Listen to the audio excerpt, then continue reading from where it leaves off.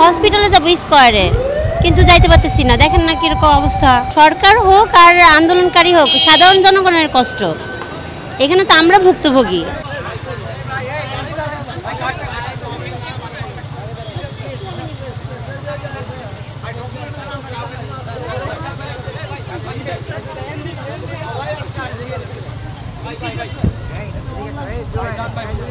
আজকে যে ভোগান্তি, এটা আমাদের জন্য খুবই কষ্টকর।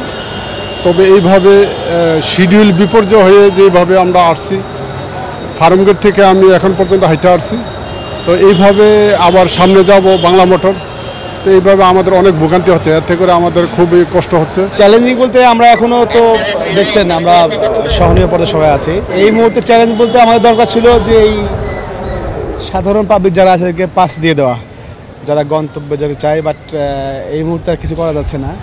দাবি হলো শুধু আমাদের 18 সালের পরিপত্র না, আমাদের দাবি হলো নবম গ্রেড থেকে 20তম গ্রেড পর্যন্ত যত চাকরি আছে সর্বনিম্ন আমাদের 5%-এর উপরে কোনো কোটা থাকবে না। এই দাবিতে আমরা এখন এক দফা দাবি নিয়ে আমরা রাজপথে নেমেছি।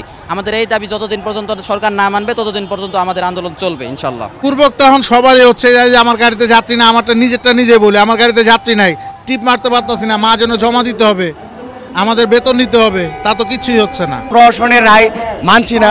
আমাদের এখন এক দফা এক দাবি, প্রথম থেকে 20তম গ্রেড সরকারি চাকরিতে যতগুলা গ্রেড আছে সব গ্রেডে হচ্ছে আমাদের এই কোটা পদ্ধতি সর্বোচ্চ 5% রাখতে হবে। পরবর্তী প্রজন্মকে এই কোটা নিয়ে, এই কোটার বিষয় নিয়ে আর রাজপথে না নামা লাগে।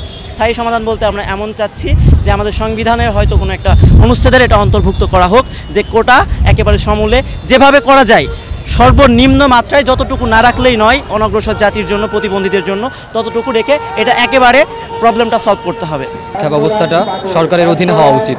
এটা কোনো বিচার ব্যবস্থার অধীনের কোনো বিষয় নয় যে গভর্নমেন্ট এটা সম্পূর্ণ হাইকোর্টের উপর ছেড়ে দিবে। আমরা আশা করব যে আমাদের প্রধানমন্ত্রী, আমাদের শিক্ষামন্ত্রী তারা বিষয়টা তাদের দৃষ্টিতে দেখবেন।